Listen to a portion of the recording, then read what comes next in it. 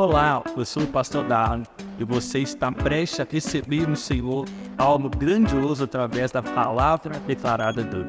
Por isso, prepare o seu coração para aquilo que você irá receber. E antes disso, nós te pedimos, se inscreva em nosso canal e curta esse vídeo.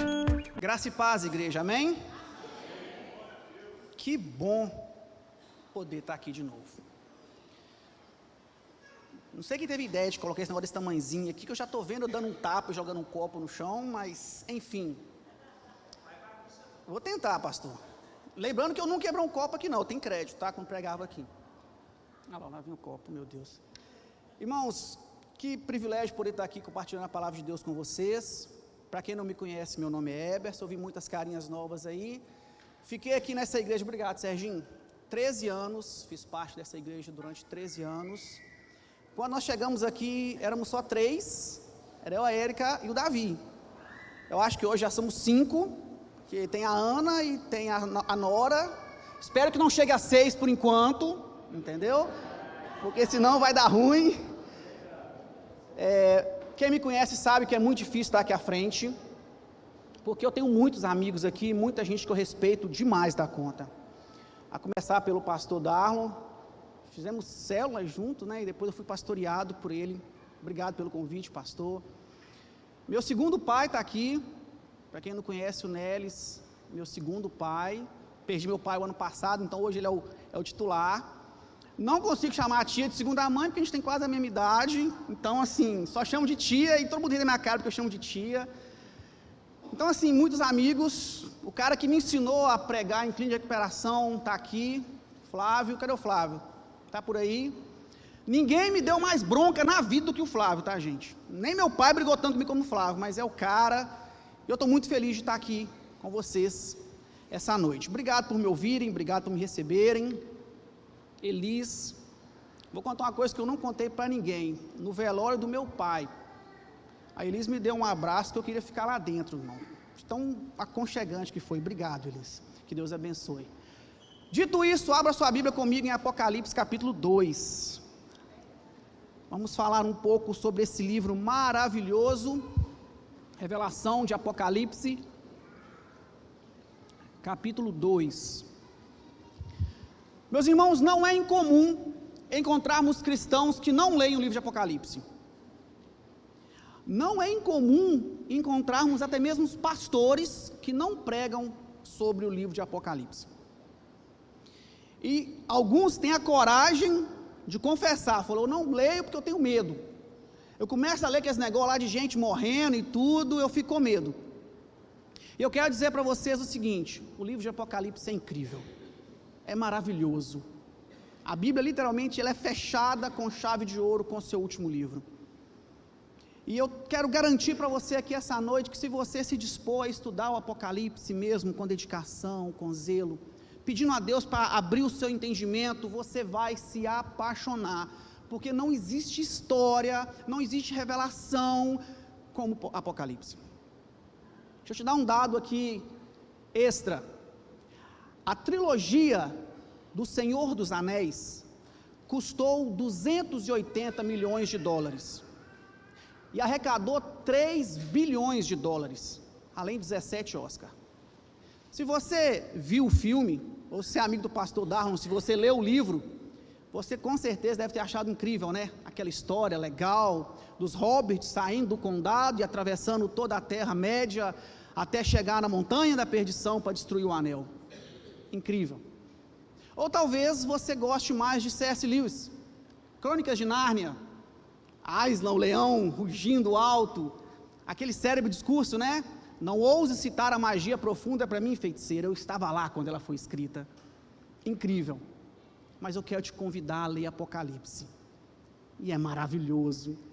Quando você vê Cristo sendo apresentado para nós depois que João é arrebatado, o trono, o poder, os anciãos jogando as coroas aos pés de Cristo, aí vem sim os selos, vem as trombetas, vem a morte, destruição, até que chegamos no capítulo 19, e nós vemos o cavaleiro assentado sobre o cavalo branco, Seu nome é fiel e verdadeiro e julga com justiça. E em sua coxa tem escrito o Rei dos Reis e Senhor dos Senhores. É o nosso Salvador que está voltando para nos buscar.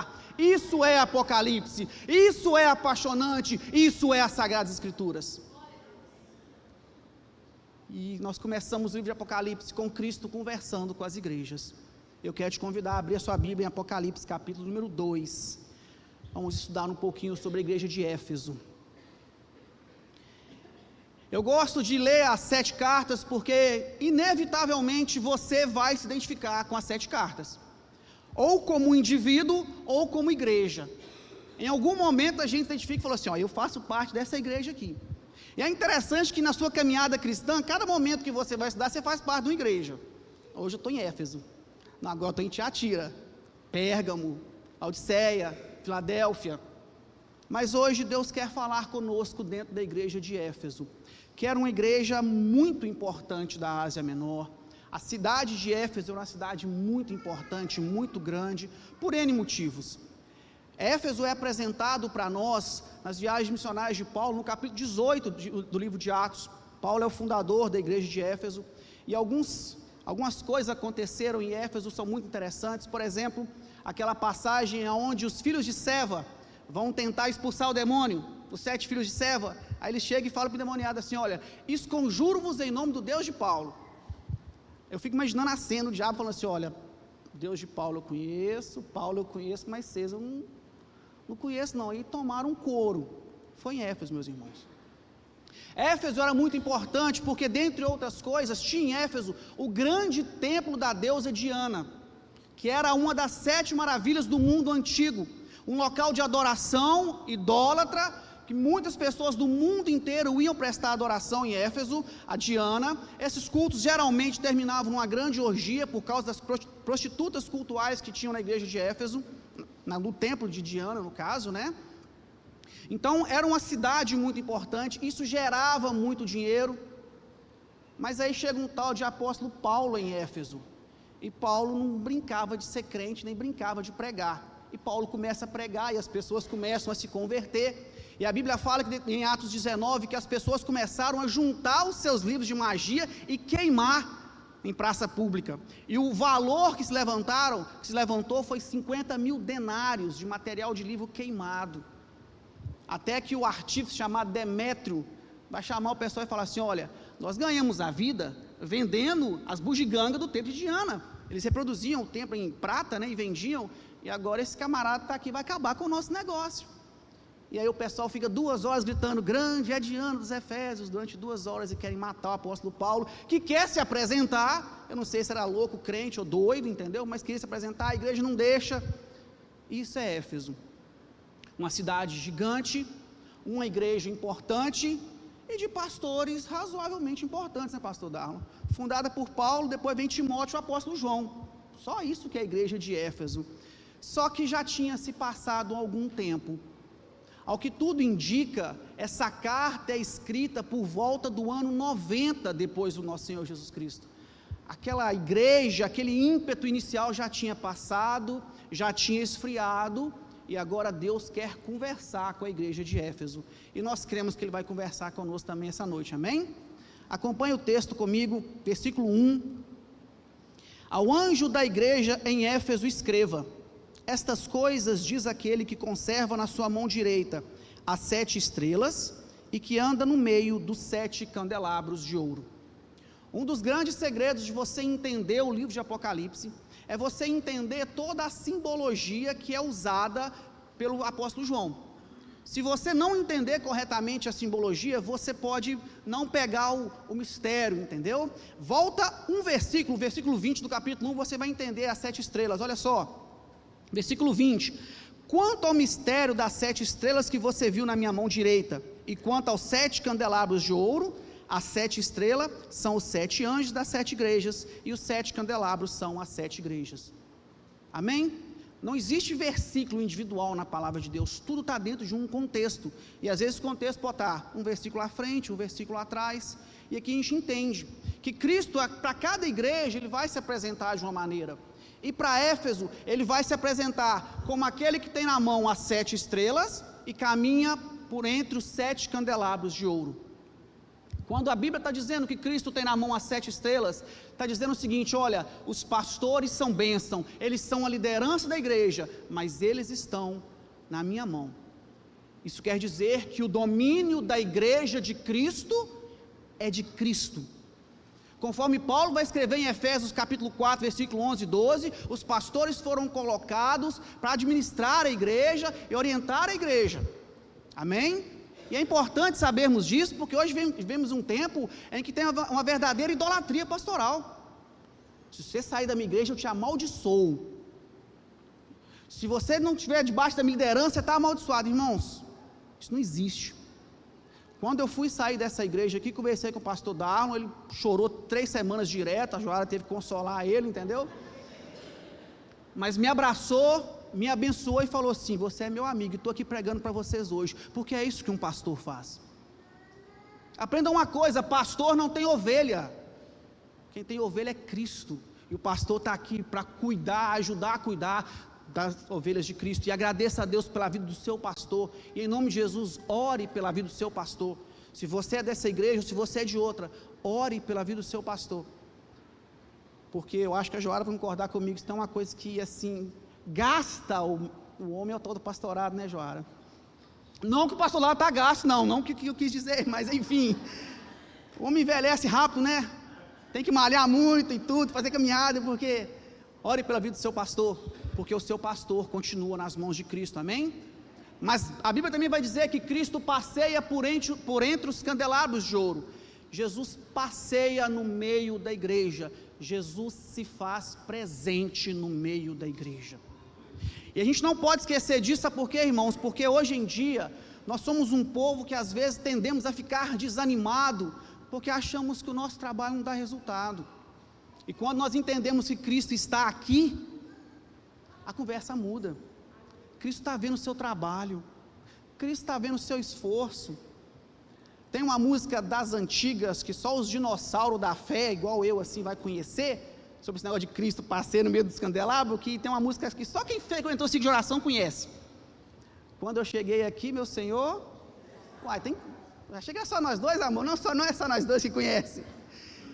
Gente, isso aqui é de Cristo, e verdadeiramente essa é a casa dele, e quando nós nos reunimos aqui, ele se faz presente, ele está sentado do seu lado aí, para receber o culto que você está prestando para ele. Ele é o dono deste lugar, ele é o rei deste lugar, e ele se apresenta como aquele que caminha por entre os candelabros de ouro. Não se esqueça disso, você não veio aqui para rever amigos, a gente não veio aqui para ver o pregador que é muito fraco, a gente veio aqui para adorar a Cristo, porque ele merece a nossa vida, dedicação, amor, e ele se faz presente em nosso meio. Eu vi uma frase essa semana que eu achei fantástico, essa semana já tem algum tempo, a gente vive o tempo dos desigrejados, né, e um pastor, que eu não lembro agora quem, falou o seguinte: olha, realmente igreja não salva ninguém, mas um salvo vai querer estar na igreja. Como diriam os meus amigos, é forte. Eu tive com uma pessoa recentemente, que já foi membro dessa igreja, e ele falou comigo: olha, não estou na igreja, eu estou afastado, e eu nunca estive melhor com Deus do que agora. Eu falei assim: olha, não vou entrar na sua vida, mas eu, Eberson, eu preciso da igreja, eu preciso estar na igreja, eu preciso congregar. Aí eu falei com ele assim: eu preciso passar raiva com meus irmãos às vezes, e eu preciso fazer raiva nos meus irmãos às vezes, porque a gente é aperfeiçoado aqui na casa de Deus. Então, em nome de Jesus, independente do problema que você tenha, ou da decepção que você sofreu ou possa sofrer, não abandone a igreja de Cristo. Não existe igreja sozinha, eu sou igreja, não, a igreja é isso aqui, ó. Amém?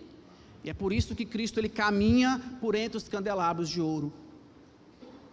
No versículo 2, Cristo vai começar a diagnosticar a igreja de Éfeso.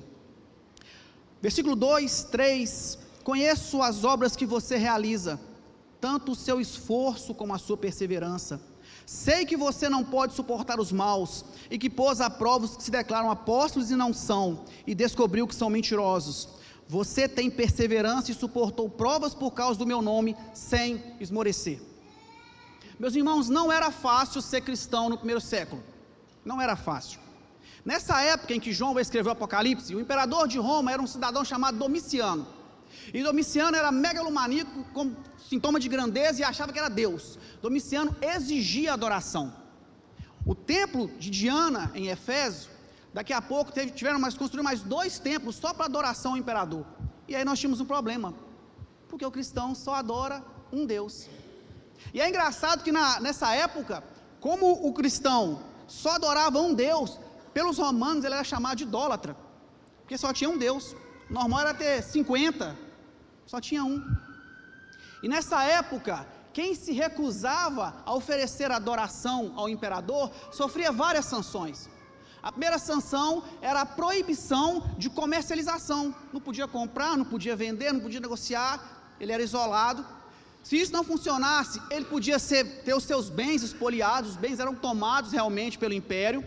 Se isso não funcionasse, ele era preso, e em último caso, ele era morto. Se você continuar lendo Apocalipse, no capítulo 2, a partir do versículo 14, vai falar da igreja de Pérgamo. E lá em Pérgamo já tinha a morte de Antipas, que talvez era o pastor da igreja, por perseguição. Então não era como hoje em dia, que a gente tem a liberdade de escolher, hoje eu vou na igreja tal, hoje eu quero participar da igreja tal. Não, meu irmão, você não tinha opção. E Cristo vai dizer o seguinte: olha, eu conheço as obras que você realiza, tanto o seu trabalho quanto a sua perseverança. 2 características da verdadeira igreja de Cristo. Primeiro, a igreja de Cristo trabalha. Segundo, ela é perseverante. Irmãos, nós não fomos chamados para ocupar banco de igreja e fazer número no Ibope, ou no IBGE, melhor dizendo. Nós fomos chamados para dar retorno para Cristo na obra dele. Nós somos chamados para trabalhar.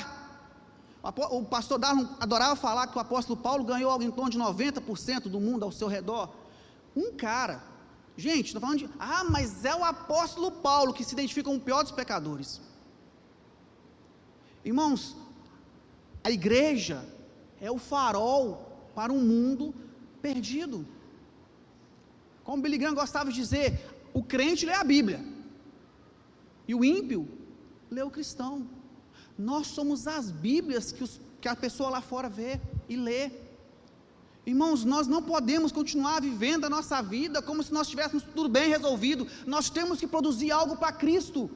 E com certeza, irmãos, tem alguma coisa que você possa fazer para Cristo. Na minha igreja tem um senhor mesmo, deve ter seus 150 anos já. E o prazer dele é montar na bicicleta, pastor Darlon, ir para o meio da rua, entregar folheto. E é bonitinho demais que dá relatório. Esse mês eu entreguei tantos folhetos. Esse mês eu entreguei tantos folhetos. É bonito demais, irmãos. Um senhor, ele já tem alguns problemas de saúde, já não está com a saúde maravilhosa, e se você tirar isso dele, ele morre. Irmãos, é isso. Existem tantas coisas que nós podemos fazer, tantas pessoas que estão morrendo do nosso lado.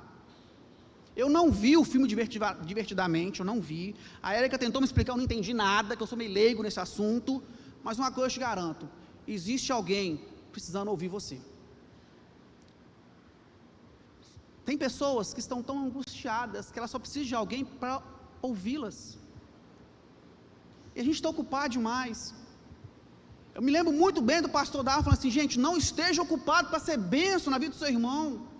Conversa, abençoa, ora junto, se importe de verdade. Eu vou orar por você, então ora. Manda mensagem: irmão, como é que está tudo bem? Está precisando de alguma coisa? Eu estou aqui. Mas eu estou aqui de verdade, tá, irmão? Não é igual o crente que coloca no vidro do carro assim, a serviço do Rei Jesus. Me leva na estrada de chão, não, no meu carro, na estrada de chão não, então arranca esse adesivo em nome de Jesus. A igreja de Cristo trabalha, produz. A igreja de Cristo começa em Atos 2 com 120 pessoas, 120. Os caras botaram o mundo de cabeça para baixo. E o que nós temos feito para Cristo?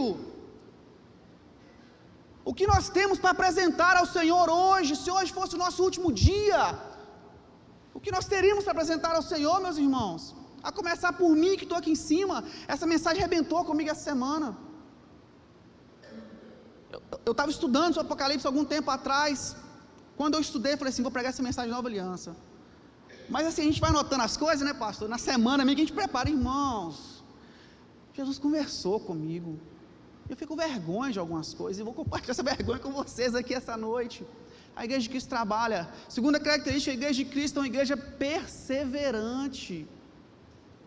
Chega, em nome de Jesus, chega desse papinho de ir na igreja domingo, glória a Deus, estou crente, aleluia. Mas terça-feira, culto de homens, não, eu trabalho até 7 horas, pastor. Sala de oração, irmão, perseverança. Cristo nos chamou para sermos perseverantes, porque a gente persevera em tudo aquilo que a gente quer, não é verdade? Qual a desculpa para você dar para o seu patrão quando ele te convoca para ficar até mais tarde? Nenhuma. A gente tem que parar, eu vou usar uma frase do pastor Darwin que ele sempre usou, né? Parar de brincar de boneca, irmãos. Sabe por quê? Porque lá fora a coisa está feia, muito feia, muito feia. O diabo não está brincando, irmãos. Tem coisas acontecendo ao nosso redor aqui, que você escuta e você fala assim, mentira, não, isso é um livro de Stephen King, não, é real, é fabriciano. E a gente trocando oportunidades de estar em comunhão com a igreja por nada. Uma igreja perseverante, uma igreja que vai fazer, como diz o Nicodemos, né? Essa é a verdadeira espiritualidade, é continuar vivendo uma fé, mesmo que você não vê resultados iniciais. Começa uma maravilha e vai no congresso e volta cheio e tudo, vai ao congresso do Fleming, daqui a pouco, mas que não sei o que, irmãos, em nome de Jesus, para com isso. Cristo nos chamou para vivermos uma vida diferente, e a palavra de Deus continua sendo verdade, Ele dá força ao cansado e restaura aquele que não tem nenhum vigor, os que esperam em Deus renovarão as suas forças como águia. Eu sei que está difícil, está para mim também, eu não estou aqui para julgar a sua dificuldade, irmãos. Tem um ditado no mundo do marketing que diz que quem vê close não vê corre, realmente, né? De vez em quando você vê o cara postando a viagem, assim, nossa, viajou de novo, tipo o Denner, que tira 4 férias por mês, eu não consigo entender como é que o Denner consegue isso, só vendo o status de férias, meu Deus do céu, não consigo nenhuma. Mas irmãos, só Deus sabe o que a gente passa, não é verdade, irmãos? Só Deus sabe quando vai dando dia 26, 27, o cartão não virou, e precisa fazer compra, e está lá implorando, vira logo o cartão, e fica olhando, mas o nosso Deus continua com os braços abertos, com as mãos abertas, nosso Deus ainda é um Deus abençoador, ainda é o Deus da provisão, ainda é o Deus da força. Sejamos perseverantes diante do nosso Deus, tenhamos uma fé madura, uma fé fortalecida pelo próprio Deus. É o que Cristo está dizendo para a igreja de Éfeso, conheço as obras que você realiza. A agenda semanal da igreja de Éfeso era cheia. Irmãos, vou ser sincero com você, tá? Tem trabalho. Eu desafio você a chegar no final do culto e falar assim, pastor Darla, eu quero trabalhar. Você não tem 10 opções para você. Ô irmão, um dos homens mais trabalhando nessa igreja chama Flávio. Ele tinha um ministério que ninguém queria, dirigir a Kombi da igreja. Ninguém nunca tentou tomar esse ministério, né, Flávio? Ninguém nunca tentou tomar o ministério do Flávio. Mas, irmãos, como era bom andar de Kombi com o Flávio. Como era bom ir para a clínica de recuperação com o Flávio. Aqui a Kombi era ungida, eram os anjos que empurravam aqui a Kombi. Chegou uma fase daqui a Kombi. Ô tia, nunca consegui entender como é que o tio conseguiu vender aqui a Kombi. Não tem lógica, as coisas que só o Nélis consegue. É mistério profundo esse negócio, gente. É Deus puro. Irmãos, tem serviço na casa do Senhor. A seara é grande, ela continua grande, mas são poucos os ceifeiros. Senta com a Lele qualquer hora dessa, pergunta para ela como é que é o campo missionário, pergunta para ela como é que é trabalho com índio, trabalho com... Recentemente teve uma menina que viralizou na internet com a música da ilha de Marajó lá, né? Gente, é verdade mesmo. Crianças sendo entregues para prostituição por R$5, R$4, falando de criança de 6 anos de idade, gente. Aí é muito fácil a gente sentar aqui e falar assim, mas o governo não provoca leis. Não, é a igreja que faz essas coisas, é a igreja que vai lá, é a igreja que mete a cara. Teve um tempo atrás que teve um filme, acho que a Nova Aliança foi ver, como é que é o nome? Som da Liberdade. Gente, aquele filme é pesado. É pesado. A gente vê aquele filme, eu vi depois que todo mundo viu, e eu fiquei assim, como pode essas coisas acontecerem? Sim, bom, e daí? O que muda em nós? Cristo conversa com a gente para que a gente mude. Tem serviço na casa do Senhor, tem trabalho a ser feito, e tem coração fechado que não aceita esse trabalho. No versículo 3, você tem perseverança e suportou provas por causa do meu nome, sem esmorecer. É engraçado que Cristo vai elogiar o zelo doutrinário da igreja de Éfeso. Ainda no versículo 2, conheço as obras que você realiza, tanto o seu esforço como a sua perseverança, sei que você não pode suportar os maus, e que pôs à prova os que se declaram apóstolos e não são. Naquela época, não era incomum aparecer gente falando que era apóstolo. Pelo visto, não mudou nada hoje em dia. Todo dia aparece um novo. Só que qual que era a orientação? Paulo, lá em Atos capítulo 20, quando ele vai chamar os bispos de Éfeso, ele vai falar assim: olha, eu sei que depois da minha partida, aparecerão lobos, até mesmo no meio de vocês.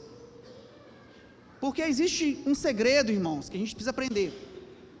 O que mata uma igreja, ou o que pode matar uma igreja, não é a perseguição externa, porque nós deveríamos estar preparados para a perseguição externa. João 16:33, tenho-vos dito isso para que em mim tenhais paz, no mundo tereis aflições. Lucas 6:26, ai de vocês, quando os homens falarem bem de vocês, porque assim os vossos pais fizeram aos falsos profetas. A igreja, entre aspas, ela incomoda, e ela tem que incomodar, porque a luz brilhou em meio às trevas.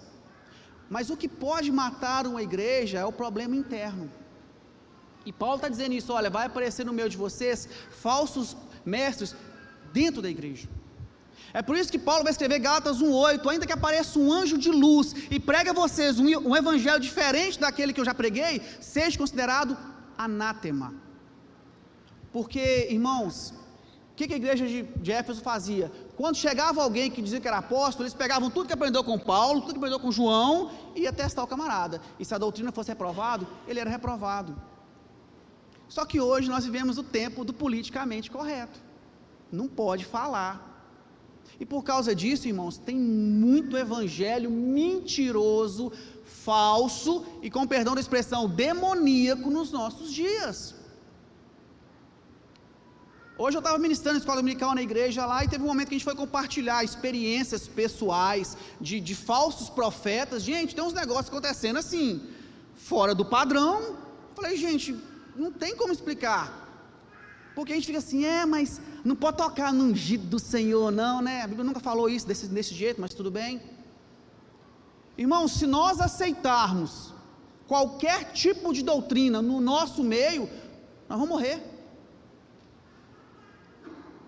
E mais uma vez, eu louvo a Deus pela vida do pastor Darwin, que eu conheço, e eu sei da doutrina que é pregada aqui nessa igreja, e eu sei muito bem que se eu falar besteira aqui, amanhã ele corrige, se não corrigir depois do culto ainda. Mas não estou falando da nossa saúde espiritual, gente. Deixa eu fazer uma pergunta para você: o que você acha que seu filho está ouvindo na escola dele? Gente, já repararam como é que é fácil você bagunçar a cabeça do cristão hoje em dia? Tem uma chuva aí, uma tempestade, aí estoura um poste, a trombeta suou, eu fiquei. O meteoro atravessou, e gente, é um anjo, pelo amor de Deus. Abre comigo a sua Bíblia em 2 Coríntios capítulo 11, olha o ensinamento de Paulo para nós, esse eu vou ler com vocês.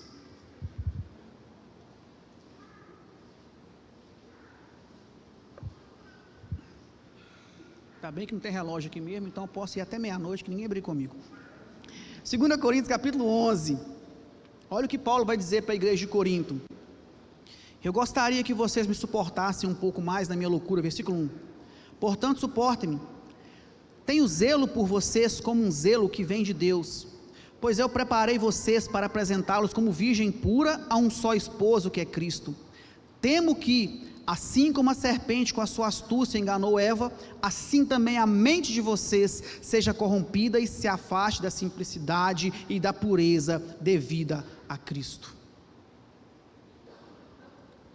Cristão que não conhece a palavra de Deus vai ser enganado mais cedo ou mais tarde. Irmãos, eu tenho um problema sério. Eu confesso que eu tenho problema com rede social, porque eu fico irado demais da conta quando eu vejo alguns cristãos postar algumas coisas, irmãos. Eu saio da graça e minha esposa fala assim: para de seguir. Eu tenho que parar de seguir. Às vezes eu abandono e paro de olhar, porque me entristece demais da conta. Eu não sou pastor, eu não tenho chamado pastoral. Eu conheço um pouco do pastorado e eu sei como é difícil a labuta de um pastor, de preparar a mensagem, estudar a mensagem, pregar a mensagem, e prega domingo, e prega dia de semana, e é caro o ministério pastoral, porque os livros teológicos são caros. E aí o pastor vem aqui, vem na frente da igreja e prega, e se mata, e ora, e jejuma, o irmão ir lá e pegar mensagem de coachzinho de internet e postar e falar assim: Deus falou tanto comigo. A gente precisa crescer, irmãos, em nome de Jesus. E isso vem da palavra. O pastor Darwin cutucou aqui, mas é verdade, irmão. Escola dominical é regra. É aqui que você vem, que você aprende, que você discute, que você pergunta, que você tira dúvida. Escola dominical, irmãos, na Assembleia, ela é chamada de maior escola teológica do mundo, e é verdade. A gente precisa aprender a palavra do Deus que a gente diz que a gente ama. Porque agora a igreja de Éfeso vai tomar um puxão de orelhas. A gente vê o livro de Éfeso, a carta à igreja de Éfeso, antes do capítulo 4, versículo 4, pula comigo lá para o versículo 6. Mas você tem a seu favor o fato de que odeia as obras dos nicolaítas, as quais eu também odeio. É muito difícil definir quem é o grupo dos nicolaítas. Os estudiosos não batem martelo realmente, mas é consenso entre os estudiosos que era um grupo de pessoas dentro da igreja que ensinavam um evangelho mentiroso. Mas olha o que Cristo está dizendo: olha, eu tenho contra vocês que vocês não toleram as obras dos nicolaítas, não a doutrina, as obras. Ou seja, provavelmente esse grupo estava dentro da igreja, estava fazendo as coisas dentro da igreja, com a permissão de alguém. Irmãos, é muito fácil para nós querer que o pastor resolva todos os problemas da igreja. Aí acontece uma coisa assim, né, alguém faz um trem assim: gente, o pastor não está vendo isso não. Você está vendo, vai lá e conversa com a pessoa. A Bíblia fala o quê? Se você vê o seu irmão em pecado, o que você tem que fazer? Postar no Instagram. Amém? Comentar com outro irmão. Irmão, não é Gleiser, ó, morre aqui, tá? Não é conversa não, mas eu fiquei sabendo. Vai até ele, corrige o irmão, em amor. Chega daí e fala assim: irmão, cara, estou vendo você fazer isso aqui, cara, isso não está certo, irmão. Eu já fiz isso, vai dar errado. Abri um parênteses aqui. Os casamentos cristãos hoje em dia, hein? Que maravilha, hein? Como está difícil os casamentos cristãos hoje em dia. Como tem casal cristão errando em situações assim, beabá. E às vezes está do nosso lado. Está do nosso lado. Às vezes está do nosso lado, a gente não tem tempo para conversar, para aconselhar. Você viu o irmão fazer coisa errada? Vai até ele, conversa com ele. Se você não tem essa liberdade toda, procure realmente uma pessoa de confiança. Falou: ô Joara, você como esposa do pastor aqui, eu vi aquela irmã, eu estou te falando porque eu não consigo chegar até ela, mas pelo amor de Deus, não vai. Ai gente, você viu fulana? Não vi, não quero ver. E você continuar conversando, não vão brigar ainda. E aí Cristo vai falando da igreja de Éfeso: está tudo certo, estão trabalhando direitinho, vocês são perseverantes. Só que Jeremias 17:10 vai dizer que Deus sonda o coração dos seus filhos. E parece que do nada, Cristo muda a conversa. Versículo 4: tenho, porém, contra você o seguinte: você abandonou o seu primeiro amor. E aqui Cristo realmente mudou a conversa com Éfeso. Observe que Cristo não está dizendo que eles estão trabalhando errado, eles estão trabalhando certo. Versículo 6 fala assim: olha, vocês têm isso a favor de vocês, vocês estão fazendo tudo certinho, está tudo bonito, é isso mesmo, mas eu não estou aceitando, porque vocês abandonaram o primeiro amor. E quando perguntaram para Cristo: mestre, qual o maior dos mandamentos? Amarás o Senhor teu Deus com toda a tua força, todo o teu coração e todo o teu entendimento. Ele está repetindo Deuteronômio 6,5: ouve Israel, o Senhor teu Deus é o único Deus, portanto amará com todo o teu coração. Sabe o que eu aprendo aqui, irmãos? Que Deus não quer escravos, Deus não quer funcionários, Deus não quer trabalhadores, Deus quer filhos, Deus quer você. Deus quer você, Deus quer o seu coração, Deus quer o seu amor, os seus afetos, os seus sonhos, suas esperanças, Deus quer tudo de você, você por completo. Isso é muito difícil de entender, e eu vou dar um exemplo que todo mundo que é casado já viveu essa situação, principalmente no início de casamento, principalmente os maridos. A sua esposa te pede para fazer uma coisa que você não quer fazer, e você deixa bem claro que você não quer fazer, mas depois assim, né, para fugir da aparência do mal, né, pensando num bem maior, você vai lá e faz. Aí você pensa assim: ela vai ficar feliz, porque eu fiz o que ela queria, e ela não fica feliz. Por quê? Aí você fala assim: mas eu fiz o que você queria, e ela fala que as palavras mágicas: mas eu queria que você quisesse fazer isso comigo. Se você é mãe de pré-adolescente ou pai, você sabe o que é isso, né? Vai fazer tal coisa, dá vontade de... Mas é isso que Cristo está falando aqui. Eu não quero um bando de pessoas trabalhando para mim sem sentido, eu quero vocês por completo, eu quero me relacionar com vocês, eu quero me revelar a vocês também através do trabalho de vocês. É a música do Thales: me ame mais que tudo, me queira mais que ao mundo. E aqui nós precisamos fazer uma reflexão essa noite, meus irmãos. Por que nós servimos a Cristo? E pelo amor de Deus, não vem aquelas respostas prontas: ah não, porque Ele me salvou, me perdoou. Vou melhorar a pergunta: por que você está aqui essa noite? O que te motivou a sair de casa? O que te motivou a ir no cinema hoje? O que te motivou a estar no culto aqui ontem à noite? Por que servimos a Cristo? Aonde o nosso coração está?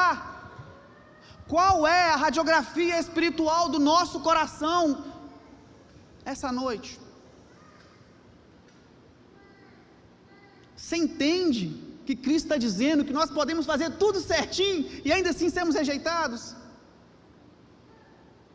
Dói. Isso dói, porque a gente gosta de mérito, né? Não, mas esse mês, eu fui no culto todos os domingos. Ministério de louvor então, né? Tem que ensaiar, tem que vir. Lá na igreja, a Érica está cantando o Ministério de Louvor, lá domingo que está escalado, tem que estar na igreja 6 horas. Gente, para mim é um terror isso. Culto 7h30, pastor, tem que estar na igreja 6 horas, eu fico assim: meu Deus. Ah, mas eu estou escalado. Por que nós somos cristãos? É incrível, porque Cristo está falando: olha, vocês trabalham, são perseverantes, parabéns, lindo, mas eu tenho algo contra vocês, vocês abandonaram o primeiro amor de vocês, o seu coração não está aqui. Aonde está o nosso coração, meus irmãos? Pergunta difícil agora: aonde está o nosso coração quando a gente vem aqui depositar o nosso dízimo no gasofilácio? Porque se você está achando que Deus precisa de esmola, esquece. O Alessandro falou aqui há 1230 anos atrás: Deus é o único que empresta 100% para nós e só pede 10% de volta. Onde está o nosso coração? Eu lembro da Sheila contando aqui que era casada, o marido adoeceu, veio para o Brasil, o marido faleceu no Brasil e ela volta para lá. Isso é loucura, isso é doideira, Lelê. Tinha todos os motivos para falar assim, não vou mais, ela voltou para lá. A menina, eu acho que pegou malária 7 vezes, isso é loucura, irmãos. Mas é loucura de um coração que queima por Deus, que queima por Cristo, pela obra de Cristo. É isso que Deus quer de nós, Deus quer a nós. Deus quer você com o seu trabalho secular, com a sua escola, com seus relacionamentos, com tudo que você tem, porque Ele te deu tudo que você tem.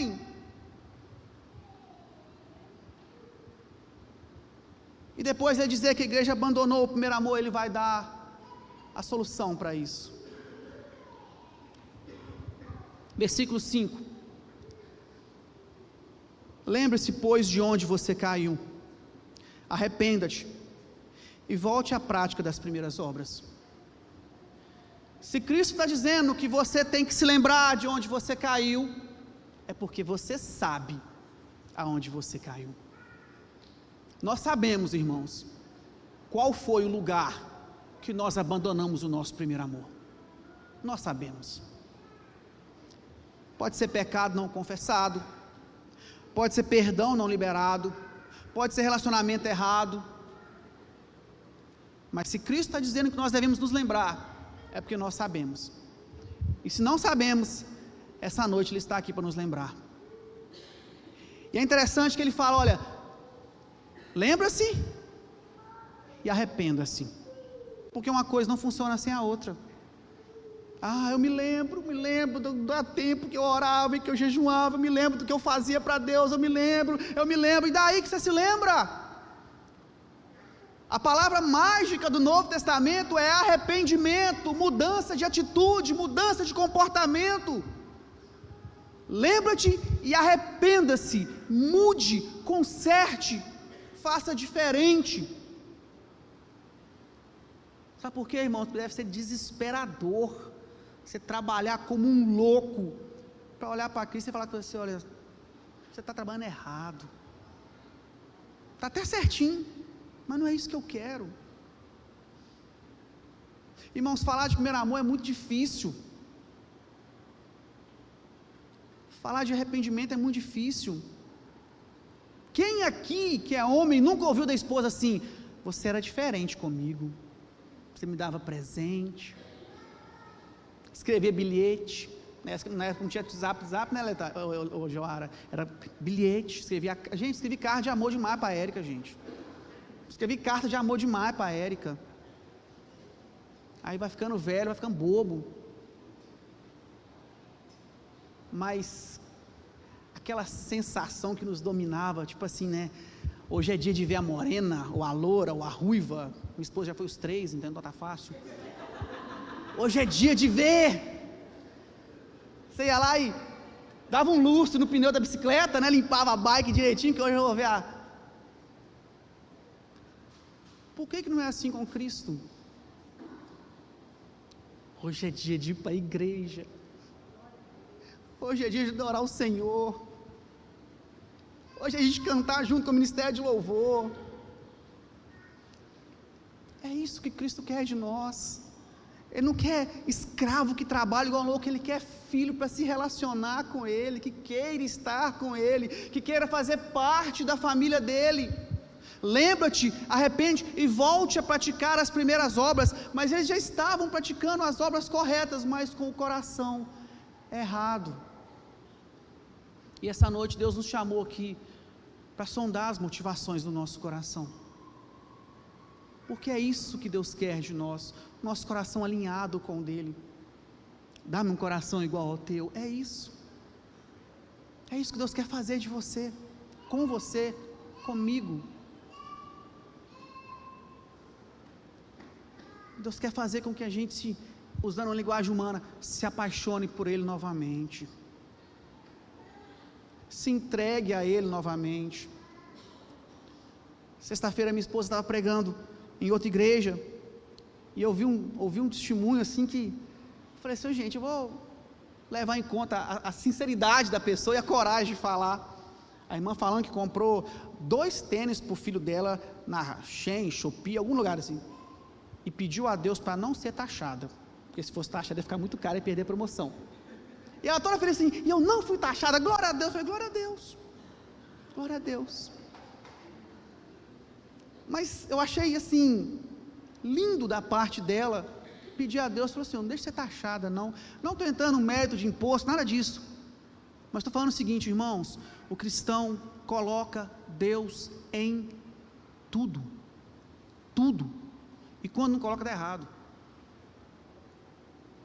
Está lá no seu trabalho, o trem está dando errado, não funciona, ora, busca em Deus, fala com Ele, fala, Senhor, eu preciso da tua ajuda aqui, Senhor, porque é isso que nós fazemos. Eu me importo com absolutamente tudo na vida da Érica, porque a Érica é a minha vida, aqui embaixo, me importo com tudo que diz respeito a ela, porque eu a amo mais do que eu amo a mim mesmo. Precisamos transferir esse amor para Deus, e dizer assim, Senhor, olha, é só o Senhor que importa, até que nada mais importe, é só o Senhor. O que o Senhor quer de mim? Eu estou aqui, Senhor. Para quê? Eu estou aqui, Senhor, eu quero ficar perto do Senhor. Sabe aquela pessoa maravilhosa que você conheceu, que era incrível, você queria estar perto dela? Para quê? Eu quero estar perto dela, eu quero ir lá, quero conversar com ela, quero trocar ideia com ela. Minha esposa tem umas amizades assim, que é tipo assim, eu quero tomar café com fulano, para que eu vou tomar café com ela? Eu gosto de tomar café com ela. É isso que Cristo quer fazer com nós, amém? Versículo 7, quem tem ouvidos ouça o que o Espírito diz à igreja, ao vencedor darei o direito de se alimentar da árvore da vida que se encontra no paraíso de Deus. Lá em Gênesis capítulo 3, versículo 22, Deus vai dizer assim, olha, agora o homem é como um de nós, conhecedor do bem e do mal, vamos expulsá-lo do jardim, para que ele não coma da árvore da vida eterna, e viva para sempre, lá no Éden. Nós perdemos esse direito, agora esse direito é oferecido para nós. Ao que vencer, darei o direito de se alimentar da árvore da vida eterna. O seu sofrimento tem data para acabar, a sua dificuldade tem data para acabar, a sua luta tem data para acabar, porque nesse livro incrível que a gente lê aqui, vai finalizar dizendo que lá não haverá mais dor, nem choro, porque já as primeiras coisas são passadas. É para esse lugar que nós temos que ir, e para esse lugar que nós vamos, e é viver na expectativa de estar no céu com o nosso Deus, que nós temos que viver nessa terra, porque é isso que faz a diferença, amém? Se coloque de pé no seu lugar.